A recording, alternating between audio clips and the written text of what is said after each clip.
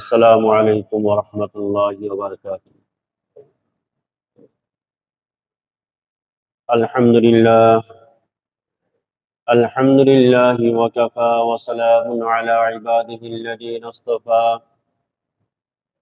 أما بعد فأعوذ بالله من الشيطان الرجيم. بسم الله الرحمن الرحيم. وما أرسلنا من قبلك من رسول إلا نوحي إليه أنه لا إله إلا أنا فاعبدون. وقال رسول الله صلى الله عليه وسلم: لا يؤمن أحدكم حتى أكون أحب إليه من والده وولده والناس أجمعين، أو كما قال النبي عليه الصلاة والسلام. اللهم صل على محمد وعلى آل محمد كما صليت على إبراهيم وعلى آل إبراهيم إنك حميد مجيد.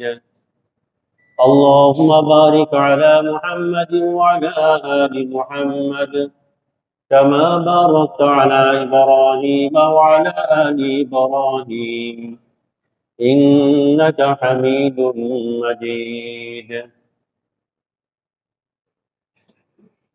बुजुर्गान मोहतरम, আল্লাহ তাআলা আমাদের যত নিয়ামত দান করছেন তার মধ্যে অন্যতম অন্যতম বললে ভুল হবে, বরং সর্বশ্রেষ্ঠ নিয়ামত যেটা আল্লাহ আমাদেরকে দিয়েছেন সেটা হলো ঈমান।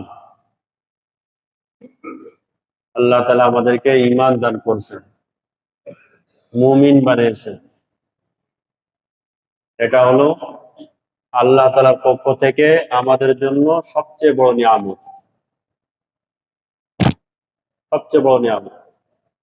যে ঈমান পাইল, দুনিয়ার আর কিছুই পাইল না, সে সব পাইল, সে কিছুই হারায়নি। আর যে ঈমান পাই নাই আর দুনিয়ার সবকিছু পেয়ে গেল, সে কিছুই পায়নি, কিছুই পায়নি। ঈমান সবচেয়ে বড় দামি জিনিস, সবচেয়ে বড় নিয়ামত, সর্বশ্রেষ্ঠ নিয়ামত ঈমান। প্রতিটা বান্দাবান্দির জন্য সবচেয়ে বড় হক এবং দায়িত্ব, আল্লাহর অধিকার কি? সে ঈমান আনবে।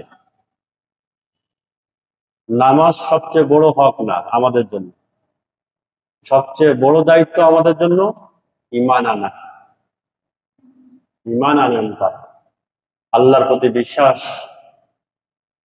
ভালোবাসা অন্তরে পয়দা করা, এটা হলো প্রতিটা বান্দাবান্দির জন্য দায়িত্ব।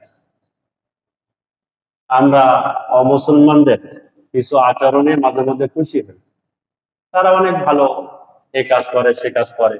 না, তাদের সবচেয়ে বড় অন্যায় যে তারা ঈমান আনে নাই। এর থেকে বড় কোনো অন্যায় নেই। 21 নম্বর পারা সূরা লোকমানের 13 নম্বর আয়াত, ইন্না শিরকা লাযুলমুন আযীম। এই দুনিয়ার মধ্যে সবচেয়ে বড় অন্যায় শিরিক, এর থেকে বড় কোনো অন্যায় নেই।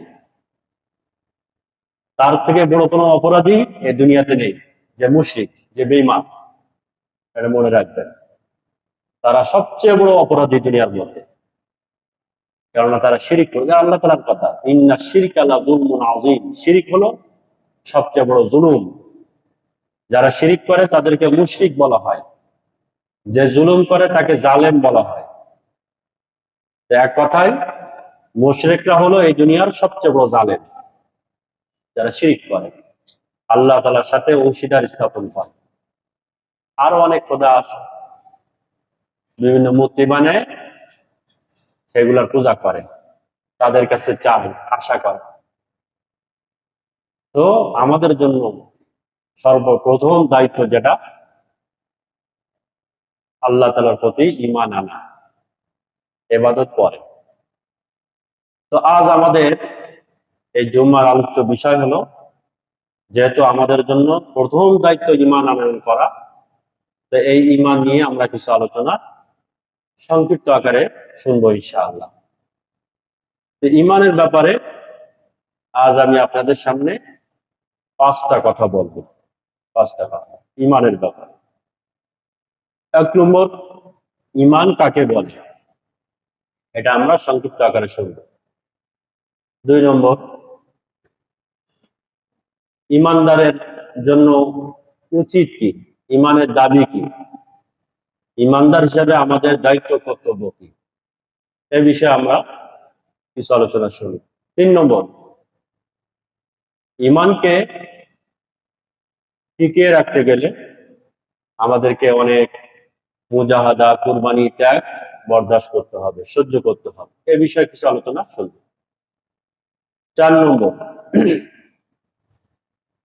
ঈমানকে হেফাজত করা বর্তমান ফিতনা ফাসাদের জামানায় খুবই কঠিন। এর মধ্য দিয়ে যে কোনো উপায়ে অবশ্যই আমাদের ঈমানকে হেফাজত করতেই হবে। 5 নম্বর, ঈমানদারের ফজিলত, সম্মান, এ বিষয়ে আমরা কিছু আলোচনা শুনবো। তো এই 5টা কথা আমি বললাম, ইনশাআল্লাহ অল্প সময়ের মধ্যে সংক্ষিপ্ত আকারে ঈমানের বিষয়ে আমরা 5টা কথা আজ শুনবো ইনশাআল্লাহ। সর্বপ্রথম, ঈমান কাকে বলে, তো আমি প্রতিটা বিষয়ে সংক্ষিপ্ত আকারে আলোচনা করবো ইনশাআল্লাহ, যাতে আজই শেষ হয়ে যায় এই বিষয়টা। ঈমান বলা হয়, আবিধানিক অর্থে ঈমান আসছে আমন থেকে। আমন এটা আরবি শব্দ। আমন মানে নিরাপত্তা, আশঙ্কা মুক্তি, এটা থেকে আসছে ঈমান। মুমিন বলা হয় যে বিশ্বাসী, যে ঈমান আনয়ন করে, ঈমান আনে, তাকে বলা হয় মুমিন। মুমিনকে বিশ্বাসী বলে। মুমিনের অর্থ হলো বিশ্বাসী, আস্থাশীল, যে আল্লাহ তাআলার প্রতি আস্থা রাখে, বিশ্বাস রাখে, তাকে বলা হয় মুমিন। শাব্দিক অর্থ। পারিভাষিক অর্থ ঈমানের কয়েকটা, তার মধ্যে একটা অর্থ হলো তাসদীকু বিমা জাআ বিহি নবী সাল্লাল্লাহু আলাইহি ওয়াসাল্লাম। খুবই গুরুত্বপূর্ণ এই অর্থটা, মুখস্থ রাখবো। ঈমান কাকে বলে? ঈমান বলা হয় নবী সাল্লাল্লাহু আলাইহি ওয়াসাল্লামের প্রতি পূর্ণ আস্থা ও বিশ্বাস রাখার কারণে নবী সাল্লাল্লাহু আলাইহি সাল্লাম আমাদের জন্য যা কিছু নিয়ে আসছেন সেইগুলোর প্রতি পূর্ণ আস্থা বিশ্বাস রাখা।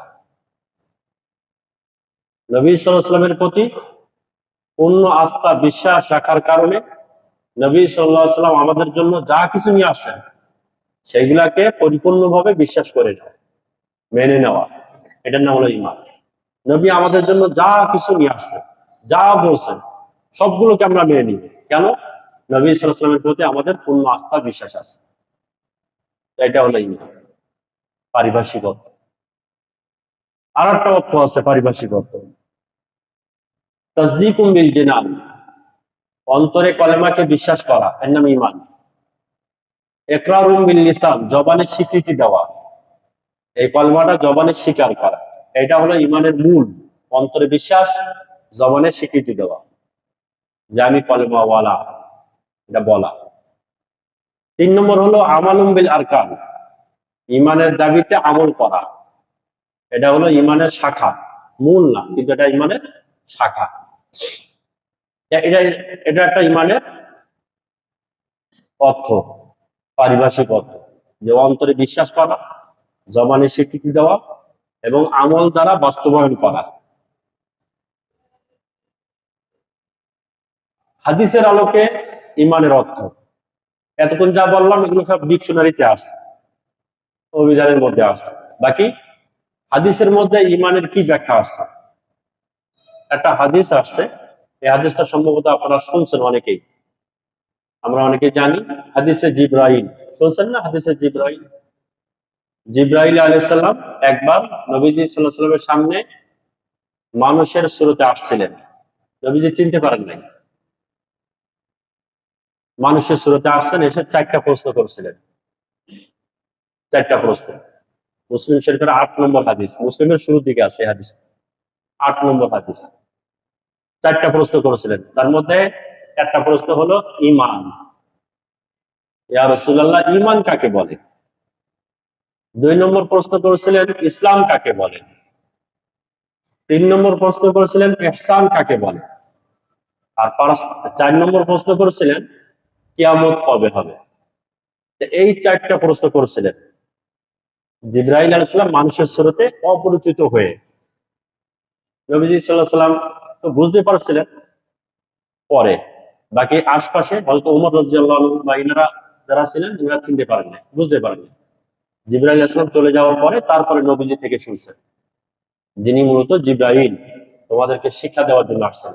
যাই হোক, তো জিবরাইল আলাইহিস সালাম নবীজিকে যে জিজ্ঞাসা করেছিলেন ঈমান কাকে বলে, নবীজি যে উত্তর দিয়েছিলেন কি উত্তর? 6টা কথা বলছিলেন নবীজি। ঈমান হলো 6 জিনিসের নাম। মুসলিম শরীফের 8 নম্বর হাদিস। মাল ঈমান, মুহাম্মদ ঈমান কাকে বলে? নবীজি সাল্লাল্লাহু আলাইহি ওয়াসাল্লাম তখন বললেন আনতুমিনা বিল্লাহি ওয়া মালাইকাতিহি ওয়া কুতুবিহি ওয়া রুসুলিহি ওয়াল ইয়াউমিল আখির ওয়াল কদরি খায়রিহি ওয়া শাররিহি মিনাল্লাহ। এই এই পর্যন্ত বলছেন। আনতুমিনা বিল্লাহ ওয়াল ইয়াউমিল আখির, আনতুমিনা বিল্লাহি ওয়া মালাইকাতিহি ওয়া কুতুবিহি ওয়া রুসুলিহি ওয়াল ইয়াউমিল আখির ওয়াল কদরি খায়রিহি ওয়া শাররিহি মিনাল্লাহ। এই পর্যন্ত এই 6টা কথা বলছেন।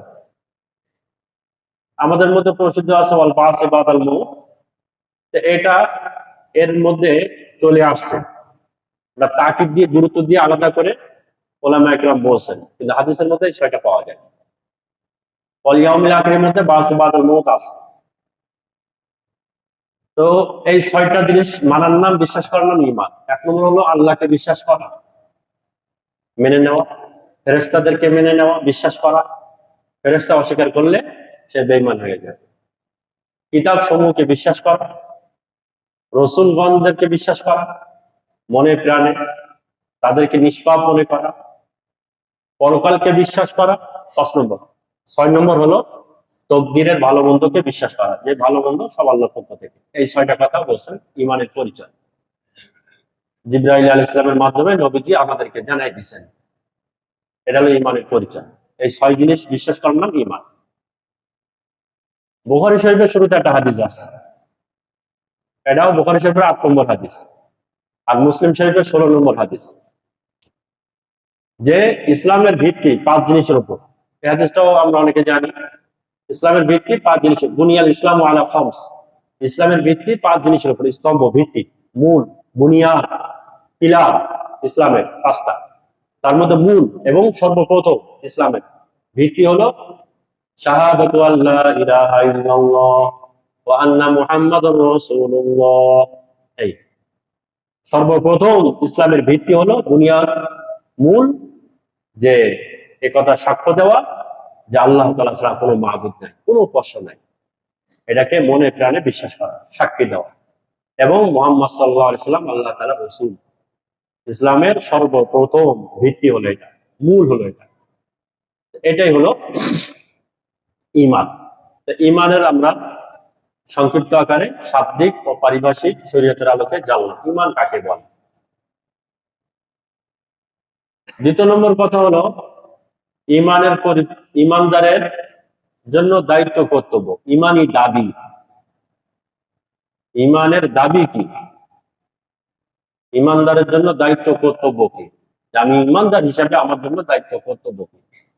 ঈমানি দাবি তো অনেক, তার মধ্যে আমি আপনাদের সামনে সর্বপ্রথম একটা হাদিস পড়ছিলাম, বুখারী শরীফের একটি হাদিস। নবীজি সাল্লাল্লাহু আলাইহি ওয়াসাল্লাম ইরশাদ করেন, লা ইউমিনু আহাদুকুম হাত্তা আকুনা আহাব্বা ইলাইহি মিন ওয়ালিদিহি ওয়া ওয়ালাদিহি ওয়ান নাসি আজমাইন। বুখারী শরীফের 15 নম্বর হাদিস, এটা 15 নম্বর হাদিস বুখারী শরীফের। নবীজি সাল্লাল্লাহু আলাইহি ওয়াসাল্লাম বলেন, তোমাদের মধ্যে কেউ ইমানদার হতে পারবে না। আমাদেরকে বলছেন নবী যে আমি যদি নিজেকে ইমানদার বলে দাবি করতে চাই, তা আমার মধ্যে এই গুণটা থাকতে হবে। কি গুণ? লা ইউমিনু আহাদুকুম হাত্তা আকুনা আহাব্বা ইলাইহি মিন ওয়ালিদিহি ওয়া ওয়ালাদিহি ওয়ান নাসি আজমাইন। কেউ ইমানদার হতে পারবে না যতক্ষণ পর্যন্ত তার পিতামাতা, তার সন্তান, দুনিয়ার সমস্ত মানুষ থেকে আমি নবী তার কাছে বেশি প্রিয় না হব, প্রিয় পাত্র না হব দুনিয়ার সকল মানুষ থেকে, তার সন্তান থেকে, তার পিতামাতা থেকেও আমাকে যদি বেশি ভালো না বাসে, সে ইমানদার হতে পারবে না। আমরা নবীজিকে ভালোবাসি, দাবি করি, অন্তর থেকে ভালোবাসি, ঠিক আছে, কিন্তু সন্তান থেকে বেশি ভালোবাসি কিনা, পিতামাতা থেকে বেশি ভালোবাসি কিনা, এটা দেখার বিষয়। সন্তানের কারণে আমরা নবীজির কথা ছেড়ে দেই। নিজের স্ত্রী একটা কথা বলছেন, আমরা নবীজির কথা ছেড়ে দিচ্ছি। পিতামাতা একটা কথা বলছেন, নবীজির কথা ছেড়ে দিচ্ছি। ইমান থাকলো কোথায়? ইমানের দাবি এটা যে দুনিয়ার সকল মানুষ থেকে নবীজি সাল্লাল্লাহু আলাইহি ওয়াসাল্লামের ভালোবাসা বেশি হতে হবে, বেশি হতে হবে। সাহাবায়ে কেরাম ওনারা দৃষ্টান্ত ছিলেন আমাদের জন্য। 1 নম্বর পারা 20 নম্বর পৃষ্ঠা সূরা বাকারার 137 নম্বর আয়াত। আল্লাহ তাআলা আমাদেরকে বলছেন, ঈমান কাকে বলে যদি জানতে চাও, ঈমান যদি শিখতে চাও, আমার নবীর, আমার বন্ধুর সাথী যারা তাদের দিকে তাকাও। ফাইন আমানু বিমিথলি মা আমানতুম বিহি ফাকাদ ইহতাদাও। তোমরা যদি ঈমান আনতে চাও, এই যারা ঈমান আনছে আমার বন্ধুর সাথী সঙ্গী তাদের দিকে তাকাও, তাদের মতো ঈমান আনো। সাহাবায়ে কেরাম ওনারা ছিলেন পরিচিত ঈমানদার।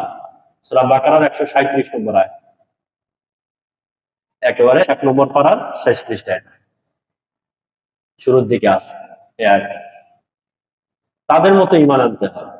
সাহাবায়ে কেরাম ওনারা আল্লাহ এবং আল্লাহ রাসূলের মহব্বত, ভালোবাসা দুনিয়ার সমস্ত মানুষ থেকে কি পরিমাণ বেশি ছিল, আমি 2-1টা দৃষ্টান্ত দিচ্ছি মাত্র।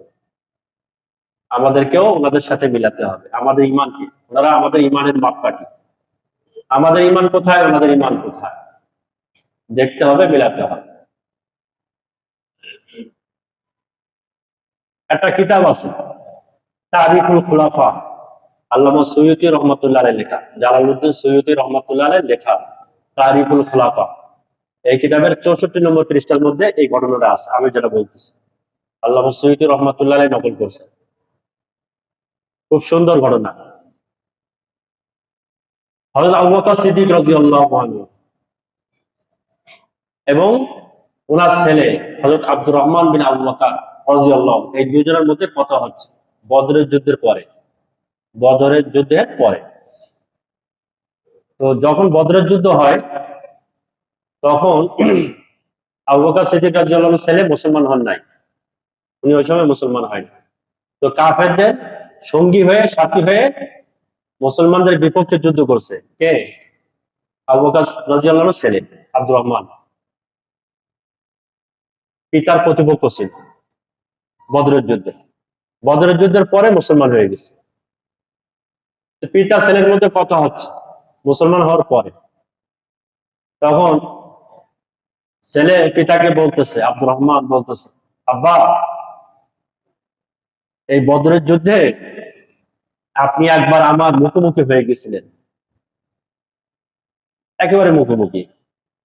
তা আমি তো লড়াই করতেছিলাম, তা আমি ইচ্ছা করলে আমার হাতে তলোয়ার ছিল, আর আপনি একেবারে আমার সামনে, আমি ইচ্ছা করলে আপনাকে হত্যা করে দিতে পারতাম, ওই সময় কতল করে দিতে পারতাম। কিন্তু আমার মনে দয়া আসছিল যে বাপকে মারবো, বাপকে মারবো, তা ওই দয়ার কারণে আমি আর আপনাকে আঘাত করি নাই, অন্যদিকে চলে গেছি, অন্যান্য সাহাবাদের সাথে লড়াই করেছি, মোকাবেলা করেছি, কিন্তু আপনাকে মারি নাই, দয়ার কারণে। সন্তান হয়ে অন্তরে দয়া আসছিল বাপের পর, পিতার পর। তো আবু বকর সিদ্দিক রাদিয়াল্লাহু আনহু এই কথা শুনে কি বলতেছেন দেখেন, এটা হলো ঈমানের দাবি, এটা হলো ঈমানদারের কথা হওয়া উচিত। আজ আমাদের যেটা বিষয়বস্তু, আবু বকর সিদ্দিক রাদিয়াল্লাহু আনহু কি বলছেন? যে বাবা, তুমি তো আমাকে সামনে পেয়েও হত্যা করো নাই বাপ হওয়ার কারণে, কিন্তু তুমি ভালো করে জেনে রাখো, আমি আবু বকর যদি বদরের ময়দানে তোমাকে সামনে পাইতাম এবং হত্যা করার মতো সুযোগ হতো, তা তুমি নিশ্চিত থাকো, আল্লাহর কসম করে বলতেছি, আমি তোমাকে হত্যা করে দিতাম। কারণ আমার কাছে আল্লাহ এবং আল্লাহ রসুল সবার ঊর্ধ্বে, তুমি সবার ঊর্ধ্বে না। আল্লাহ আল্লাহ রসুলের জন্য আমি সন্তানকে হত্যা করতে কোনো দ্বিধাবোধ করতাম না বদরের যুদ্ধে। এটা হলো ইমানি দাবি। ইমানদারের কথা এমন হবে যে আল্লাহ এবং আল্লাহ রসুল সবার ঊর্ধ্বে, সবার আগে। সন্তানের ভালোবাসা নিষেধ না, সন্তানকে ভালোবাসা এটা তো ইমান, কিন্তু আল্লাহ এবং আল্লাহ রসুলের ভালোবাসা হবে সবার ঊর্ধ্বে। একটা দৃষ্টান্ত দিলাম। আর একটা ঘটনা শোনেন, এটা হলো বাপ ছেলের সাথে আচরণ, ছেলে পিতার সাথে আচরণ, ছেলে পিতার সাথে আচরণ। একটা ঘটনা, 28 নম্বর পারা সূরা মুনাফিকুন, একটা সূরা আছে, এই সূরার 8 নম্বর আয়াত, লাইর রাজানা ইলাল মাদিনাতি লা ইউখরিজান্নাল আ'আজ্জু মিনহাল আযাল, একটা আয়াত, 8 নম্বর আয়াত সূরা মুনাফিকুনের। এই আয়াতের শানে নুজুল অনেক মুফাসসির ইকরাম লিখছেন, এই আয়াতের শানে নুজুলের মধ্যে লিখছেন, শানে নুজুল হলো একবার সফর থেকে আসতেছে নবীজি সাল্লাল্লাহু আলাইহি ওয়াসাল্লাম, সাহাবা একরাম, সাথে মুনাফিকরাও আছে। তো মুনাফিকদের যে লিডার, নেতা ওই সময়ে প্রসিদ্ধ আব্দুল্লাহ ইবনে উবাই ইবনে সালুল, প্রসিদ্ধ মুনাফিক। তো সে এ কথা বলতেছে যে এবার যখন মদিনাতে যাব, মদিনাতে যাওয়ার পরে সফরে ছিল রাস্তায়, মদিনাতে আসতেছে, আসার সময় বলতেছে মদিনাতে যাওয়ার পরে আমরা মদিনার মধ্যে যারা তুচ্ছ ব্যক্তি, ইতর টাইপের নিম্ন শ্রেণীর ব্যক্তি, তাদেরকে আমরা মদিনা থেকে বের করে দিব, একমাত্র সম্মানিত ব্যক্তিরাই মদিনাতে থাকবে। এই মুনাফিকের লিডার বলতেছে, এর উদ্দেশ্য ছিল ইতর টাইপের লোক মানে, তুচ্ছ ব্যক্তি মানে নবীজি সাল্লাল্লাহু আলাইহি ওয়াসাল্লাম, নবীজি সাল্লাল্লাহু আলাইহি ওয়াসাল্লামকে মদিনা থেকে বের করে দিবে আর তারাই থাকবে। এর কথার উদ্দেশ্য এটাই। তো ছেলে এই কথা শুনছে, বাপের এই কথা ছেলে শুনছে, ছেলে হলো মুসলমান, পাশে ছিল, ছেলের নাম আব্দুল্লাহ রাদিয়াল্লাহু আনহু। ছেলে পিতার, মুনাফিক পিতার এই কথা শুনছে যে মদিনাতে যাওয়ার পরে এই লাঞ্ছিত ব্যক্তি, অপদস্থ ব্যক্তিকে মদিনা থেকে বের করে দিব, মানে নবীজি। তো ছেলে এই কথা শুনে মদিনার রাস্তায় দাঁড়িয়ে গেছে তলোয়ার নিয়ে, এবং সে কসম করেছে, আল্লাহর কসম, আমি আমার পিতাকে মদিনাতে প্রবেশ করতে দিব না। সে আমার নবীর নামে এ কথা কেন বলবো যে নবীজিকে মদিনা থেকে বের করে দিবে, আল্লাহর কসম আমি তাকে মদিনাতে প্রবেশ করতে দিব, নবী থাকবে মদিনাতে, সে মদিনাতে থাকতে পারবে না। এটা হলো বাপের, ছেলের কথা বাপের ব্যাপারে, এটা হলো ইমানি দাবি, এটা হলো ইমানদারের কথা।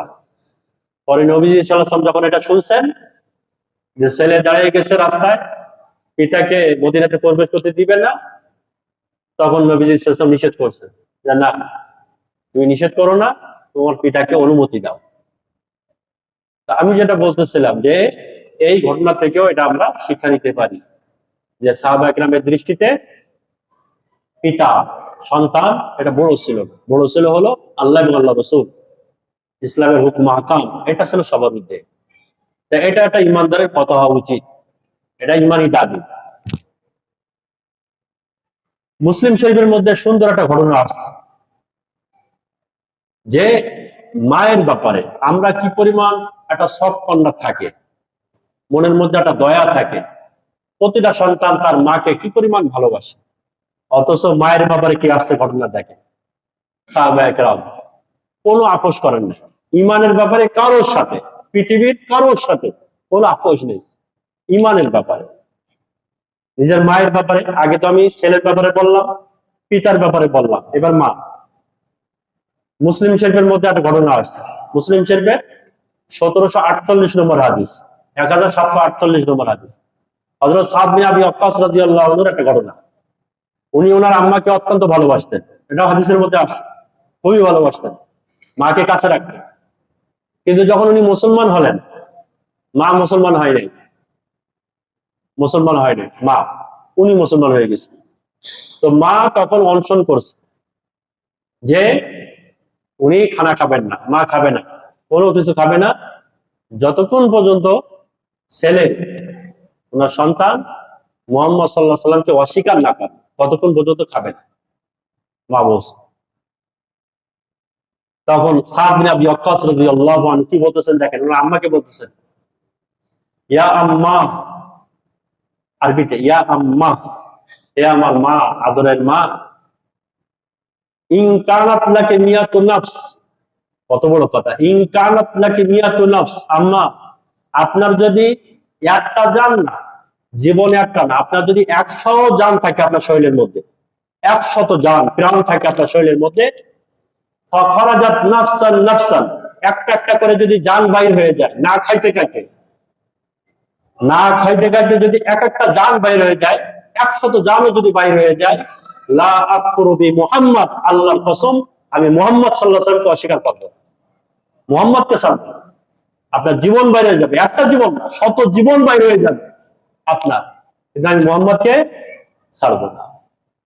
এটা হলো ইমানি দাবি, এটা হলো একটা ইমানদারের কথা, মায়ের ব্যাপার। আমরা অনেকে জোয়ান যুবক ভাইরা বিশেষ করে, এই আপনারা এখানে যারা আছেন, আপনারা না, অনেক ভাইরা আছে, মুখে অনেক কিছু করে, নবীর সুন্নাত তরক করে, আমার মা নিষেধ করছে, মা নিষেধ করছে, এখনো তুমি বড় হও নাই, তো বড় হও নাই, বিয়ের সাথে ভালো মেয়ে পাওয়া যাবে না, মা নিষেধ করছে। মায়ের কথা শুনে নবীর কথা অমন করে কিনা বলেন? অনেকে করে, মুখ পরিষ্কার করে ফেলছে, কেন?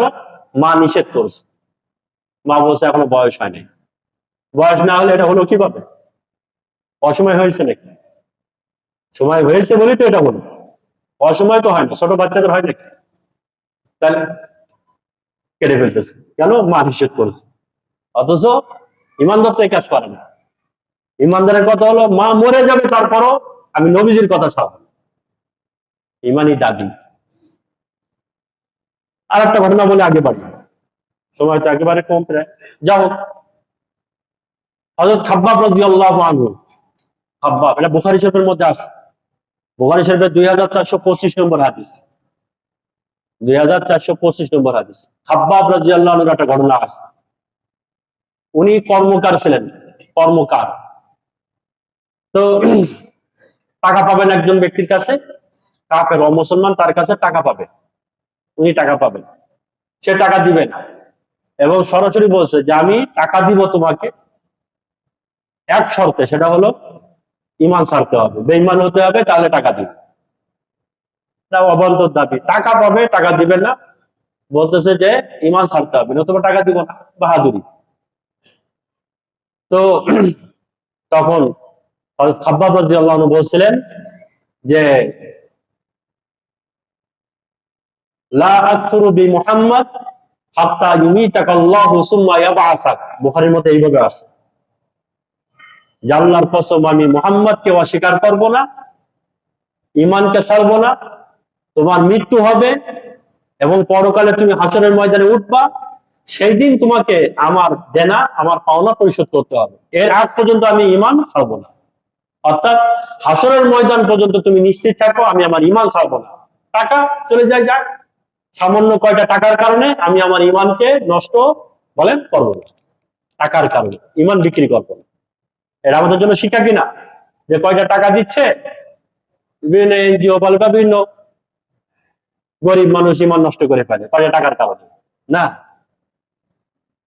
ঈমানি দাবি এটা, ঈমানদারের কথা হবে এটা, যে টাকার কারণে, টাকার বদলায় ঈমান নষ্ট করা যাবে না।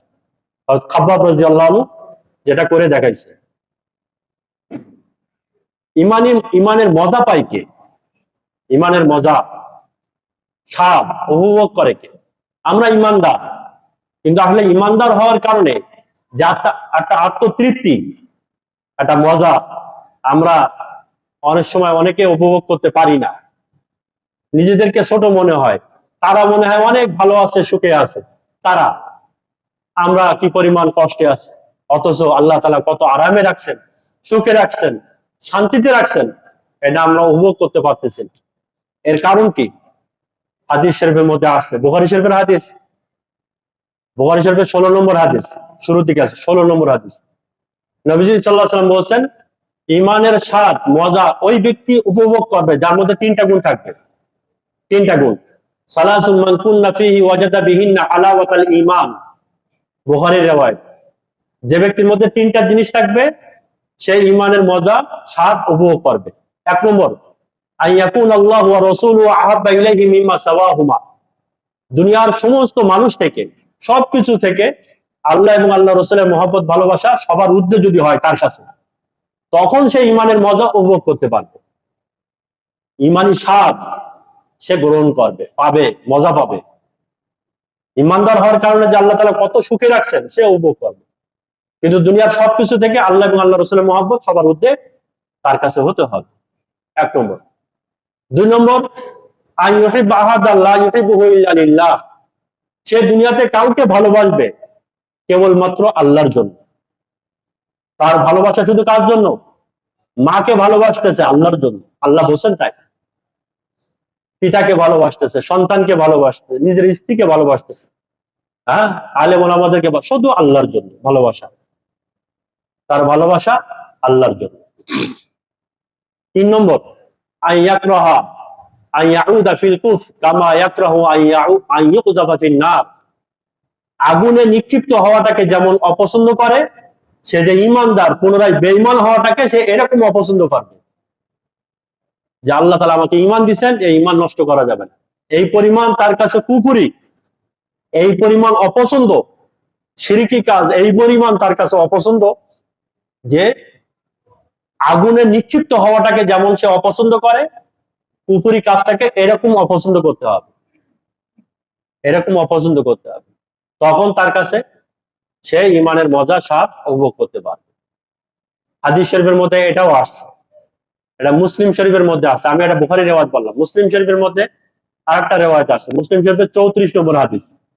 34 নম্বর, নবীজি সাল্লাল্লাহু আলাইহি ওয়াসাল্লাম বলেছেন, তিনটা কথা বলছেন, মুসলিমের মধ্যে তিনটা কথা আছে। ঈমানের স্বাদ ওই ব্যক্তি উপভোগ করবে যার মধ্যে তিনটা জিনিস থাকবে, এখানে আলাদা। যাকাত আমাল ঈমান, ওই ব্যক্তি ঈমানের স্বাদ গ্রহণ করবে, ঈমানের মজা পাবে ওই ব্যক্তি কে? মান রাজিয়া বিল্লাহি রাব্বা, আল্লাহ যে তোর রব, প্রতিপালক, এইটার ব্যাপারে সে সন্তুষ্ট। সুবহানাল্লাহ, সুবহানাল্লাহ। আমাদের একজন আল্লাহ আছেন, আমাদের একজন রব আছেন, সে অন্য কোনো দিকে দৌড়াদৌড়ি করে না। এখানে একবার যাচ্ছে তার কাছে চাইতেছে, ওখানে একবার যাইতেছে তার কাছে চায়, এখানে যায় তার কাছে চায়, ওখানে যায়। যারা আল্লাহকে কেবলমাত্র শুধুমাত্র রব বলে মানে না, স্বীকার করে না, আল্লাহই একমাত্র সাহায্যকারী, এটা যাদের অন্তরে নেই, তারা শুধু এখানে ওখানে যায়, বিভিন্ন জায়গায় যায়, বিভিন্ন দরবারে যায়, হ্যাঁ, গিয়ে সেখানে গিয়ে চাওয়াচাওয়ি করে। কেন? আল্লাহ শুধু তার অন্তরে নেই, তার অন্তরে আরো অনেক কিছু আছে। আমরা সন্তুষ্ট হয়ে গেছি, আমাদের একজন রব আছে। ওয়াবিল ইসলামী দীনা, এবং সে সন্তুষ্ট যে আল্লাহ তাআলা তাকে ইসলাম দান করছেন, ইসলাম ধর্ম দান করছেন। একটা বড় নিয়ামত আল্লাহ আমাদেরকে দান করছে, বেঈমান বানান নাই। একটা সুন্দর একটা ধর্ম, জীবন চলাচলের জন্য সুন্দর একটা ধর্ম আল্লাহ তাআলা আমাদের দান করছেন, এই ব্যাপারে সে সন্তুষ্ট, খুশি, আলহামদুলিল্লাহ, আল্লাহ আমাকে মুসলমান বানিয়েছে। তিন নম্বর, আবি মুহাম্মাদিন নবিয়্যা, সে মনে মনে খুবই খুশি যে আল্লাহ তাআলা আমাদের এমন একজন নবী দান করেছেন, যিনি হলেন দুনিয়ার মধ্যে যত নবী আল্লাহ তাআলা দুনিয়াতে পাঠাইছিলেন, সমস্ত নবীদের মধ্যে শ্রেষ্ঠ নবী আল্লাহ তাআলা আমাদেরকে দান করেছেন। এই ব্যাপারে সে সন্তুষ্ট। তো তিনটা বড় বড় নিয়ামতের কথাই হাদিসে আছে। এক নম্বর, আল্লাহ তাআলা আমাদের একটা বড় নিয়ামত দান করছেন যে আল্লাহ আমাদের রব, এটা একটা আমাদের জন্য বড় নিয়ামত। দুই নম্বর, ইসলাম আমাদের ধর্ম, এটা আমাদের জন্য একটা বড় নিয়ামত। তিন নম্বর, শ্রেষ্ঠ নবী, মহানবী নবী মুহাম্মদুর রাসূলুল্লাহ আমাদের নবী, এটা আমাদের জন্য একটা বড় নিয়ামত। কয়টা নিয়ামত? তিনটা। এই বিষয়টা যার অন্তরে আছে সে ঈমানের মজা উপভোগ করবে। এই জন্য হাদিসে একটা দোয়া আছে, এই দোয়াটা আপনারা আমল করবেন। হয়তো অনেকে আমল করেন সম্ভবত, আমরা এই দোয়াটা আমল করবো ইনশাআল্লাহ। ইবনে হিব্বানের মধ্যে একটা রিওয়ায়াত আছে, সহিহ ইবনে হিব্বানের একটা রিওয়ায়াত আছে, 657 নম্বর হাদিস, 657 নম্বর হাদিস ইবনে হিব্বানের, সুন্দর একটা রিওয়ায়াত। নবীজি সাল্লাল্লাহু আলাইহি ওয়াসাল্লাম বলেছেন, যে ব্যক্তি সকাল সন্ধ্যায় এই দোয়াটা পড়বে, রাযীতু বিল্লাহি রাব্বা, বলেন আমার সাথে, রাযীতু বিল্লাহি রাব্বা ওয়া বিল ইসলামি দীনা ওয়া বি মুহাম্মাদিন নাবিয়্যা। এই এই দোয়াটা যদি কেউ সকাল সন্ধ্যায় পড়ে, 3বারের কথাও আছে, আর এক হাদিসে 3বারের কথা নেই, শুধু পড়ার কথা আছে। 3বার পড়লেন আপনারা, সকালে 3বার, সন্ধ্যায় 3বার। কি হবে? রাযীতু বিল্লাহি রাব্বা, আমি আল্লাহকে রব বলে মেনে নিছি এবং সন্তুষ্ট আমি। অবিল ইসলামি দীনা অবি মুহাম্মাদিন নবিয়্যা। সকাল সন্ধ্যা যদি এই দোয়াটা কেউ পড়ে, নবীজি সাল্লাল্লাহু আলাইহি ওয়াসাল্লাম বলেন, ইবনে হিব্বানের রিওয়ায়াত 657 নম্বর হাদিস, নবীজি সাল্লাল্লাহু আলাইহি ওয়াসাল্লাম বলেন, হাসরের ময়দানে আমি নবী তার হাতটা ধরবো, ধরে তাকে জান্নাতে পৌঁছায় দেওয়া হবে। তার হাত ধরে তাকে, সুবহানাল্লাহ, তাকে জান্নাতে পৌঁছায় দিয়ে আসবেন কে? নবী সাল্লাল্লাহু আলাইহি ওয়াসাল্লাম। যে এই দোয়াটা পড়বে সকাল সন্ধ্যা। কঠিন কোনো দোয়া নাকি? বড় কোনো দোয়া? আমরা আমল করি। ওলামা একরাম এটাও লিখছেন, যারা এই দোয়াটা পড়বে নিয়মিত, কবরের যে 3টা প্রশ্ন, এই 3টা প্রশ্নের উত্তর কিন্তু এই দোয়ার মধ্যে আছে। আপনারা দেখেন, কবরের প্রথম প্রশ্ন কি? মান রব্বুক? রাযীতু বিল্লাহি রাব্বা। দ্বিতীয় নম্বর প্রশ্ন, ওমা দীনুকা? অবিল ইসলামি দীনা, তাই না? এরপরে 3য় নম্বর প্রশ্ন কবরের নবী সাল্লাল্লাহু আলাইহি ওয়াসাল্লামের ব্যাপারে, অবি মুহাম্মাদিন নবিয়্যা। তো কবরের 3টা প্রশ্ন কিন্তু এর উত্তরে এই দোয়ার মধ্যে আছে। এই জন্য ওলামা একরাম বলেন, যদি কেউ এই দোয়া নিয়মিত পড়ে, কবরে যাওয়ার সাথে সাথে যে 3টা প্রশ্নের সম্মুখীন হবে, সে সাথে সাথে ওই 3টা উত্তর দিতে পারবে। 3টা প্রশ্নের উত্তর সে দিতে পারবে, সহজ হয়ে যাবে। যাই হোক, এই আমলটা আমরা করবো ইনশাআল্লাহ। এই বিষয়ে আর একটা হাদিস বলে আমি আগে বাড়তেছি। মুসনাদ আহমদ বিন হাম্বলের মধ্যে একটা হাদিস আছে, হযরত আবু উমামা রাদিয়াল্লাহু আনহু থেকে বর্ণিত। আবু উমামা রাদিয়াল্লাহু আনহু থেকে বর্ণিত, মুসনাদ আহমদ বিন হাম্বলের 22166 নম্বর হাদিস। নবীজি সাল্লাল্লাহু আলাইহি সাল্লামকে জিজ্ঞাসা করা হলো, ইয়া রাসূলুল্লাহ মাল ঈমান? ইয়া রাসূলুল্লাহ, আমি যে ঈমানদার ব্যক্তি, বুঝবো কিভাবে, জানবো কিভাবে? এর কোনো আলামত আছে কিনা যে আমি ঈমানদার ব্যক্তি? জানা বোঝার কোনো স্রোত আছে কিনা? আমার ঈমান কোন পর্যায়ে আছে? থার্মোমিটার দেয়। একজন ব্যক্তি জ্বরের রোগী গেল ডাক্তারের কাছে, তো ডাক্তার থার্মোমিটার দিয়ে নির্ণয় করে যে জ্বরের ডিগ্রি এই এই পর্যায়ে আছে, হ্যাঁ 98 আছে বা 102, 4, থার্মোমিটার দেখে এটা নির্ণয় করে। তো আমার ইমানের কোন থার্মোমিটার আছে কিনা? নবীজি সাল্লাল্লাহু আলাইহি ওয়াসাল্লাম তখন কি বললেন? এটা মুসনাদ আহমদ বিন হাম্বলের মধ্যে আছে, 22166 নম্বর হাদিস। নবীজি সাল্লাল্লাহু আলাইহি ওয়াসাল্লাম বলেন, ইযা সাদরাতকা হাসানাতুকা ওয়া সাআতকা সাইয়্যাতুকা ফাআনতা মুমিন। যে তুমি কোনো ভালো কাজ করছো, ভালো কাজ করার সাথে সাথে তোমার মনের মধ্যে একটা খুশি উদ্রেক হয়, হ্যাঁ, মনে একটা খুশি আনন্দে আত্মহারা হয়ে যাও যে একটা ভালো কাজ করছে। গরিব মানুষের একটা টাকা দিয়ে মসজিদে কিছু দান করে তোমার মনের মধ্যে একটা খুশি অনুভব হয়, আলহামদুলিল্লাহ একটা ভালো কাজ হলো আমার দ্বারা।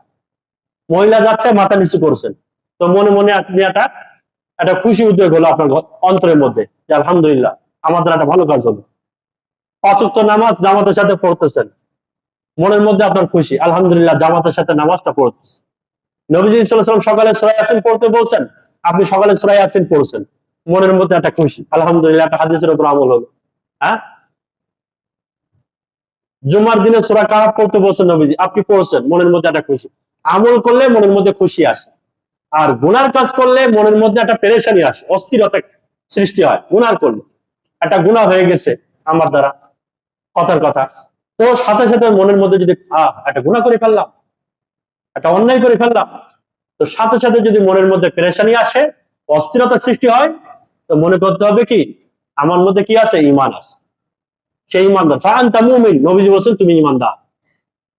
এখন আমরা নিজেরাই চিন্তা করতে পারবো, এখন নিজেরাই আমরা সিদ্ধান্ত নিতে পারবো যে আমার ঈমান কোন স্তরে আছে, যে ভালো কাজ করলে আমার মনের মধ্যে খুশি আসে কিনা, মন্দ কাজ করলে মনের মধ্যে অস্থিরতা সৃষ্টি হয় কিনা। জামাতের সাথে নামাজ পড়তে পারি নাই, মনের মধ্যে কোনো অস্থিরতা নেই। হ্যাঁ, অশ্লীল জিনিস দেখতেছি, মনের মধ্যে কোনো অস্থিরতা নেই। গুনার কাজ হয়ে যাচ্ছে, কোনো অস্থিরতা নেই। ভালো কাজ ছুটে যাচ্ছে, কোনো পেরেশানি নেই।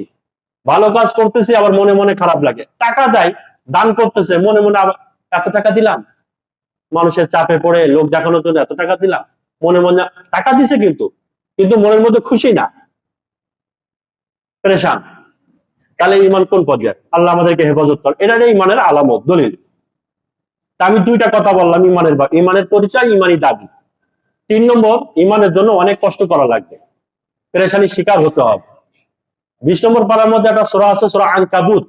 সূরা আনকাবুতের 2 নম্বর আয়াত এবং 3 নম্বর আয়াতের মধ্যে আল্লাহ তাআলা বলেছেন, আহাসিবান নাসু আন ইউতরাকু আন ইয়াকুলু আমান্না ওয়া হুম লা ইফতানুন ফালা ইয়ালামান্নাল্লাহু আল্লাযীনা সাদাকু ওয়া লাকাদ ফাতান্নাল্লাযীনা মিন ক্বাবলিহিম ফালা ইয়ালামান্নাল্লাহু আল্লাযীনা সাদাকু ওয়া লা ইয়ালামান্নাল কাযিবিন। যে তোমরা কি বা তারা কি একথা মনে করে নিছে যে তারা একথা বলবে আমরা ঈমানদার আর আমি আল্লাহ তাদেরকে পরীক্ষা করব না, আমরা ঈমানদার না? তা আল্লাহ বলছেন যে তুমি ঈমানদার বলে দাবি করতেছো আর আমি তোমাকে পরীক্ষা করব না, দুনিয়াতে পরীক্ষা নিব না তোমার থেকে, এটা কি তুমি মনে করে নিচ্ছ? না, আমি আল্লাহ অবশ্যই তোমাদেরকে পরীক্ষা নিব, তোমাদের থেকে পরীক্ষা নিব কে তোমাদের মধ্যে সত্যবাদী আর কে তোমাদের মধ্যে মিথ্যাবাদী। কারণ অনেকে তো নিজেদেরকে ঈমানদার বলে দাবি করবে। সূরা বাকারা শুরুতে আছে না, 2 নম্বর পৃষ্ঠার মধ্যে 8 নম্বর আয়াত, সূরা বাকারা 8 নম্বর আয়াত, ওয়া মিনান নাসি মান ইয়াকুলু আমান্না বিল্লাহি ওয়া বিল ইয়াউমিল আখির ওয়া মা হুম বিমুমিনিন। অনেক মানুষ এমন আছে নিজেদেরকে ঈমানদার বলে দাবি করে, আল্লাহ তাআলা কি বলছেন? ওয়া মা হুম বিমুমিনিন, তারা ঈমানদার না। তারা বলতেছে ঈমানদার কিন্তু তারা ঈমানদার না। কেন? ঈমান এখানে নেই, ঈমান এখানে নেই। তো আল্লাহ পরীক্ষা নিবেন কে সত্যবাদী আর কে দাবিতে মিথ্যাবাদী। এই পরীক্ষা পাস করতে হবে, উত্তীর্ণ হতে হবে। সাহাবা একরাম অনেক পরীক্ষার সম্মুখীন হয়েছেন, অনেক ঘটনা আছে, আমি সেদিকে যাচ্ছি না। অন্য যে কোনো একটা সময় সাহাবাদের ঈমানের জন্য, ইসলামের জন্য কি পরিমাণ ত্যাগ স্বীকার করছেন, আল্লাহ আমাদের ওই পরিমাণ পরীক্ষা নিবেন না, কিন্তু কিছু হলেও আমাদের পরীক্ষার সম্মুখীন হতে হবে, সেখানে আমাদেরকে উত্তীর্ণ হতে হবে। বড় বড় সাহাবা, আব্দুল্লাহ বিন হুযাফা রাদিয়াল্লাহু আনহু, খাব্বাব রাদিয়াল্লাহু আনহু কি পরিমাণ কষ্টের সম্মুখীন হয়েছেন, তা আমরা সামান্য কারণে ঈমান নষ্ট করে দেই। এই ব্যাপারে আমাদের সতর্ক থাকতে হবে, কোনোভাবে মুসিবত আসলে যেন ঈমান নষ্ট না হয়ে যায়। 3 নম্বর হলো, এটা 3টা কথা বলো। 4 নম্বর হলো ঈমানকে হেফাজত করতে হবে। আমার ভাইরা, ঈমান হেফাজত করতে হবে। হাদিস শরীফের মধ্যে কত কঠিন কথা আছে, কত কঠিন কথা। তিরমিজি শরীফের মধ্যে একটা হাদিস আছে, তিরমিজি শরীফের 2260 নম্বর হাদিস, 2260 নম্বর হাদিস। নবীজি সাল্লাল্লাহু আলাইহি ওয়াসাল্লাম বলেন, ইয়াতি আলান নাসি জামান, একটা সময় আসবে, এই বর্তমান জমানা, বর্তমান জমানাই সেই জমানা। নবীজি যারা বলছিলেন ইয়াতি আলান নাসি জামান, মানুষের উপরে এমন একটা সময় আসবে, যে যারা দ্বীনের উপরে আছে, যারা আসসাবিরু ফীহিম আলা দীনিহি, যারা দ্বীনের উপরে অটল আছে, মজবুত আছে, তাদের অবস্থা কেমন হবে? কাল কাবিজ আলাল জামার, নবীজির কথা, তিরমিজির riwayat, যে হাতে একটা আগুনের টুকরা, আগুনের টুকরা হাতে রাখা কি সহজ বিষয় নাকি? কত কঠিন। নবীজি বলছেন হাতে আগুনের টুকরা রাখা যেমন কঠিন, এমন একটা সময় আসবে যে সময় ঈমানের উপরে টিকে থাকা এরকম কঠিন হবে। এ বর্তমান জমানা যে কোনো কারণে আমরা ঈমান নষ্ট করে দিচ্ছি, সামান্য সামান্য কারণে ঈমান বিক্রি করে দিচ্ছি, ঈমান হারা হয়ে যাচ্ছে, কুফরি কথা বলতেছি, শিরকি কথা বলতেছি, এখানে ওখানে যাচ্ছি, তাদের কাছে গিয়ে মাথা নিচু করতেছি, তাদেরকে শুভেচ্ছা জানাচ্ছি, বাহবা দিচ্ছি, আলহামদুলিল্লাহ বলতেছি শিরকি কাজে গিয়ে, যে আলহামদুলিল্লাহ আমি ধন্য, এখানে আপনি এখানে আসতে পেরে আমি নিজেকে ধন্য মনে করতেছি। তো এমন একটা সময় আসবে মানুষের ঈমান বাঁচানো কঠিন হবে, কঠিন হবে। হাদিস শরীফের মধ্যে এটাও আছে, মুসলিম শরীফের riwayat, মুসলিম শরীফের 118 নম্বর হাদিস, 118 নম্বর হাদিস। নবীজি সাল্লাল্লাহু আলাইহি ওয়াসাল্লাম বলেন যে বাদরু বিল আমালি ফিতানান কা কিতাইল লাইলিল মুজলিম, তোমরা দ্রুত আমল করে নাও, কারণ ফিতনা কিন্তু খুবই দ্রুত আসতেছে। অন্ধকার রাতের মতো যেমন মানুষদেরকে আচ্ছন্ন করে ফেলে, ফিতনা তোমাদেরকে এইভাবে বেষ্টনী করে ফেলবে, চারিদিক দিয়ে তোমাদেরকে আচ্ছন্ন করে ফেলবে ফিতনা। কি হবে?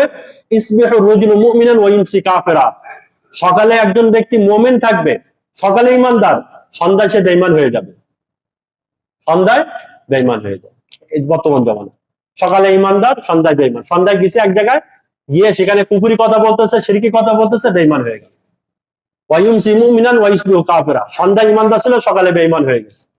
নবীজি বলছেন, এটা মুসলিম শরীফের riwayat, 118 নম্বর হাদিস। বর্তমান তো সেই জমানা, খুব সতর্ক থাকতে হবে ঈমানের ব্যাপারে, কোনোভাবে কোনো কায়দায় যেন আমাদের ঈমান নষ্ট না হয়। তা আমার ভাইরা, আমরা খুবই সজাগ থাকবো যে আমাদের ঈমান যেন কোনোভাবেই নষ্ট না হয়। ঈমানদারের ফজিলত, 10টা ফজিলত বলবো আশা করছিলাম, কিন্তু টাইম তো আমাকে সহযোগিতা করলো না। বাকি যতটুকু হয় 2-1 মিনিটের মধ্যে আমরা 2-1টা শুনি কমপক্ষে। ঈমানদারের ফজিলত কি? আমি আগে 3টা হাদিস বলি, তারপর 2-1টা আয়াত বলি। নিয়ত করেছিলাম কয়েকটা আয়াত বলার জন্য, তো আগে হাদিস বলি। হাদিস শরীফের মধ্যে আসছে যে ইমানদারের জন্য নবীজি সাল্লাল্লাহু আলাইহি ওয়াসাল্লাম সুপারিশ করবেন। নবীজির সুপারিশ হাশরের ময়দানে কাদের ব্যাপারে হবে? ইমানদারের ব্যাপারে। কোন বেঈমানের জন্য নবীজি সুপারিশ করবেন না। হাশরের ময়দানে নবীজি সুপারিশ করবেন, নবীজি সুপারিশ করবেন, ইয়া আল্লাহ, আমি নবী, আমি আপনার বন্ধু, আমি আমার উম্মতের জন্য সুপারিশ করতেছি, আপনি তাদেরকে জাহান্নাম থেকে মুক্ত করে জান্নাতের ফয়সালা করেন। এই সুপারিশ কে করবেন? নবী সাল্লাল্লাহু আলাইহি ওয়াসাল্লাম। কাদের ব্যাপারে? ইমানদারদের ব্যাপারে। যারা জাহান্নামী হয়ে গেছেন নাফরমানির কারণে, গুনাহের কারণে, তারা জাহান্নামের ফয়সালা হয়ে গেছে, নবীজি সাল্লাল্লাহু আলাইহি ওয়াসাল্লাম তাদের ব্যাপারে সুপারিশ করবেন। বুখারী শরীফের riwayat, আসাদুন নাস বিশাফাআতি ইয়াউমাল কিয়ামা মান ক্বালা লা ইলাহা ইল্লাল্লাহ মুখলিসাম মিন কলবি। বুখারী শরীফের riwayat 99 নম্বর হাদিস। বুখারী শরীফের 99 নম্বর হাদিস। নবীজি সাল্লাল্লাহু আলাইহি ওয়াসাল্লাম বলেন, আমার উম্মতের মধ্যে সবচেয়ে সৌভাগ্যবান তারা যারা জীবনে একদিন হলেও অন্তর থেকে কলেমাটা পড়ছে লা ইলাহা ইল্লাল্লাহ।